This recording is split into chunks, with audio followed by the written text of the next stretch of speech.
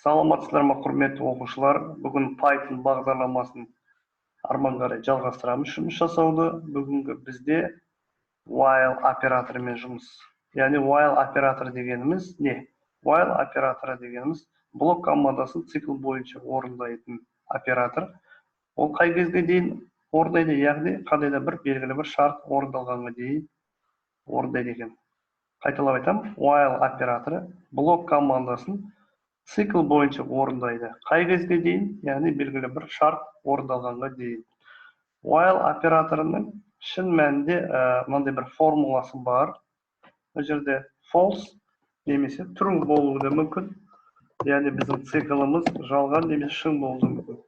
Яғни біздің while операторы шын болса, қостікте қандай да бір белгілі бір шарттар, шарт 1, шарт 2, шарт 3, шарт n-ші шартқа дейін. Яғни белгілі бір шарт орындалғанға дейін бізде while циклы орындалады екен. Осы біздің оператормен жұмысты нақты түсіну үшін пайжармен жұмысты бастайық. Мен қандай да бір есеп қарастырайын. Мысалы, бізге 10-ға дейін бір сан берілсін, 1-ден 10-ға дейін. 2, 3, 4, 5, 6, 7, 8, 9, 10. Ол 100-ге дейін болуы кете береді жалпы. Осы жерде мен мысалы 8-ден кем сандардың тізімін шығарғым келеді. Ол үшін біз қандай да бір айнымалы енгіземіз. Көбінесе while циклмен жұмыс жасағанда I арқылы енгізіледі. I тең 1. Ары қарай while циклы.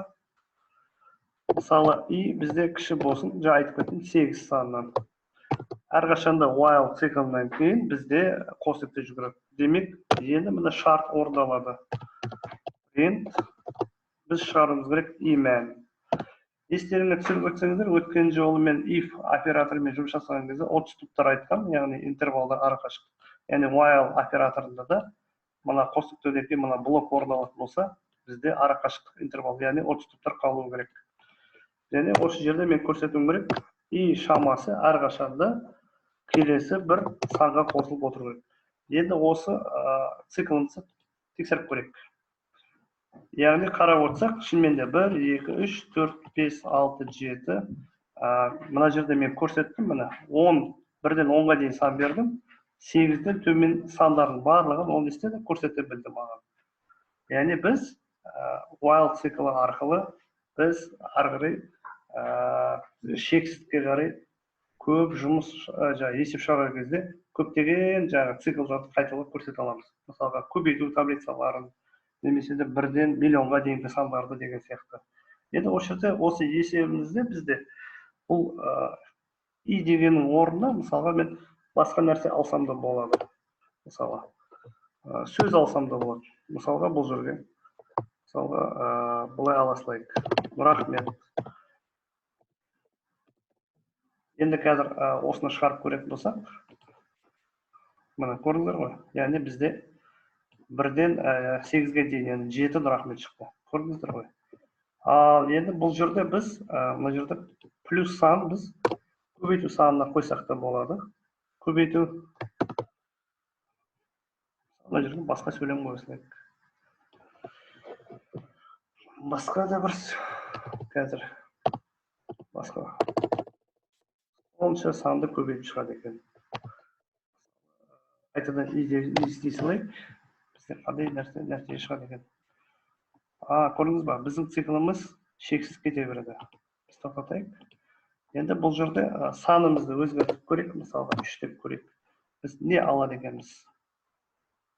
1-ден 3-ге дейін алындық. Яғни бұл жерде 8-ден кіші сандарды ол 3-ге көбейтіп шықты. 1, 3 деген сияқты сандарды алдық.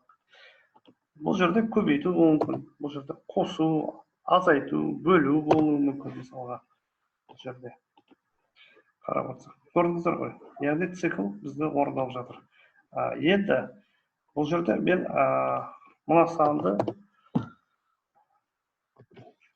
қазір көбейту 3 дей салайын. Мына жерде и дегеннің орнына бір сөз аласылайық. Мысалға, сәлем. Бізде қандай нәтиже шығады екен? Көрейік. Сәлем деп шықты. Яғни бізде цикл 8-ден кіші сандарды осынша мәрте көбейтіп барып, оның мүмкіндігінше болатын циклдің орындалу қадамдарын көрсетіп отыр. Енді біз басқа да мысал қарастырайық, while циклін дұрыс түсінуіміз үшін. Қазір енді біз белгілі бір санды қолмен егізу арқылы да біз мысалға сол санды тапқанша циклдің орындалғанын көреміз.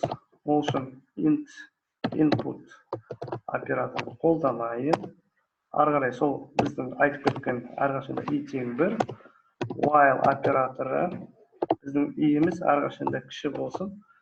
Мысалы n қосу 1 санынан. Осы жерде ары қарай шығару керек print. Мысалы сөзді ала салайық. Сәлем. Сөзін ала салайық. Және біз осы жерде көрсете аламыз. Қайтадан i тең қосылған 1 деп. Енді көрейік. Қазір мына жерде мен қандай бір санды енгізем 3 деп. Мысалы сәлем деген сөзі 3 мәрте шықты. Көрдіңіздер ғой.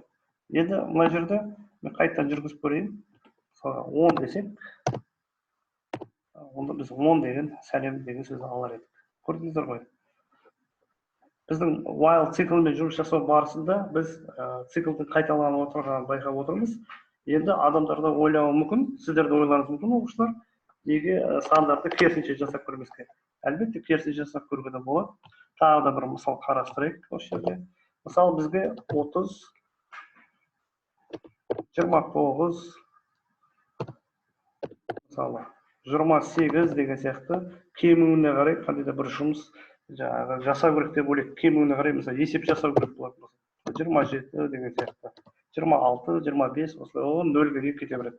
Осыны біз while операторын қолданып қалай жасасақ болады? Ол үшін i тең 30-ға теңестіремін. While операторы.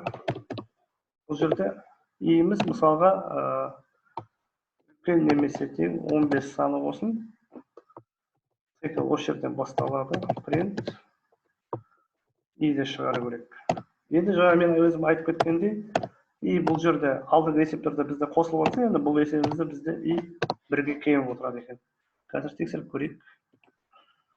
Иә, шынымен де 30-дан бастап төмен қарай біз 15-ші санға дейін кемуіне қарай біз есепті қарастырдық. Егер мен мына жерде 2 деп алатын болсам, санды басқа мән аламыз, қараңыздар. 30, 28, 26, яғни 2 есе кемуіне қарай. 3 деп алсаңыз, 4 деп алсаңыз, сандардың 4 есе кемуіне қарай жұмыс жасайсыз. 30, 26, 27. Бара-бара санымыз біздің қысқарып бара жатқанын байқап отырсыздар. Енді біздің while циклін арман қарай дамыту үшін массивпен байланыстырып шығару есебін қарастырып көрсетейін сіздерге. Мысалға бізде x жиынында, яғни массив деген жиын, x жиынында мысалға қандай да бір 4 сан бар деп есептейікші, 4 сан. Осы 4 санды мен өз-өзіне 6 мәрте көбейтіп шығарғым келеді. Ол үшін қарапайым print операторын қолданамын. X. Егер қазір осы жерде мен компиляцияға жүргізетін болсам, міне шынымен қараңыздар. 6 мәрте міне. 1, 2, 4, 1 мәрте, 1, 2, 4, 2 мәрте, 1, 2, 4, 3, 1, 2, 4, 4, 1, 2, 4, 5, 1, 2, 4, 6 мәрте болып тұр. Енді while циклін қолданайын. While циклны мысалға әрбір осы қатардан, қараңыздар, әрбір осы қатардан мысалға 2 деген санды алып тастайын. Мысалға 2 деген санымыз мына біздің x жиынымызға кіреді. Оны былай жазамыз, while 2 in x. Олай болса, ол маған шығарып беру керек. Осы жерде мен жою операторын әдіс метод дейді, оны жою әдісін қолданайын. Ол үшін x нүкте remove әрбір қатарды менде 6 рет тексере отырып, яғни while циклімен қараңыздар, бұл жерде оқушылар тағы да қайталап өтем. While циклі мына осы циклдағы блокты тексереді. Сөйтіп мына x жиындағы 6 мәрте шыққан санды 6 мәрте шығара отырып, әрбір қатарда 2 деген санды жойып отыру керек. Енді print x. Енді тексеріп көрейік. Иә, шынымен де қарап отырсаңыздар 1, 2, 3, 4, 5, 6. Бірінші қатарда, міне 1, 2, 3, 4 еді, міне бірінші қатарда ол бірінші екіні жойып түсірді. Екіншісіне келген кезде біріншісін жойды, екіншісін жойды, үшіншісінде 1, 2, үшіншісін жойды. Төртіншісіне 1, 2, 3, 4. Бесінші қатарда 1, 2, 3, 4, 5. Және соңғы қатарда бар осы жиынның ішінен, осы массивтің ішінен 2 деген санды алып тастады. Сіздер де осылай жұмыс жасасаңыздар болады. Түсініп отырсыздар ғой, иә? Деп ойлаймын, сіздер оқушылар. Қайталап өтейін. X жиынында, яғни массив біз 6 мәрте шығарып отырмыз. Осы массивтің ішінде, мысалы, қандай да бір санды алып тастау керек болатын болса, x.remove жаңағыдай әдіс тәсілін қолданасыздар. Мысалға, мен мына жерде 4 деген санды алып қарастырайын. Әрбір қатарда мысалға 4 санын алып тастасын. Көрейік, не шығар екен. Иә, әрбір қатардан 4, міне бірінші қатарда 4 деген санды алып тастап отыр. Міне осылай кете береді екен. Жалпы оқушылар while операторы не үшін қажет деген тағы да бір қайталап өтейік. While операторы блок командасын цикл бойынша орындайды. Қай кезге дейін, яғни қандай да бір шарт орындалғанға дейін. While операторының формуласы мынандай, while егер шын болатын болса, қандай да бір шарттарды ол орындап жатады екен, n-ші шартқа дейін.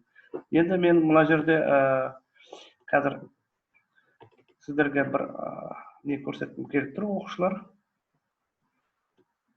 Import math библиотекасын мен болашақта көрсетемін. Бұл жерде бізде қазір ондай көшіріп алайын. Бұл мен алдын ала жасап қойғам. Иә. Сөйтіп pie chartқа барып тастайын. Бұл бізде дискриминантты есеп шығару есебі болып қарастырылады. Қазір бұл жерде түсіндіріп кететін болсам, сол қарапайым ғана import math библиотекасымен жұмыс. Бізде білесіздер, дискриминант тапқан кезде A, B, S деген айнымалылар бар, және формуласы бар. Соңында x1, x2 бар. Кешегі біздің тақырыпта өтіп кеткен біздің if шартты операторымыз бар. Және бізде айтып кеткен while егер true болса, жалған емес шын болатын болса, осы операция қайта-қайта цикл болып қайталана береді. Қазір осыны жүргізіп көрейік, мысалы. Я, мысалы, A айнымалын енгізу керек. Мысалға 2, B бізде мысалға 8 болсын, және 1 дейсің. Иә, дискриминантымыз біздің 56 болды, x-іміз минус 3, 0. Яғни, біздің есебімізде дискриминантта, егер айнымалар 2, 8, 1 болатын болса, оның 2 жауабы бар екен. Қазір бағдарламаның соңына қарап отырсаңыздар, айнымалыны қайта енгізіліп отыр. Сонда мына жердегі цикл бізде қайталанып. Мына цикл бізде әрқашанда қайта-қайта шығып, қайталанып отыр деген сөз. Жалпы сабақ түсінікті деп ойлаймын, оқушылар.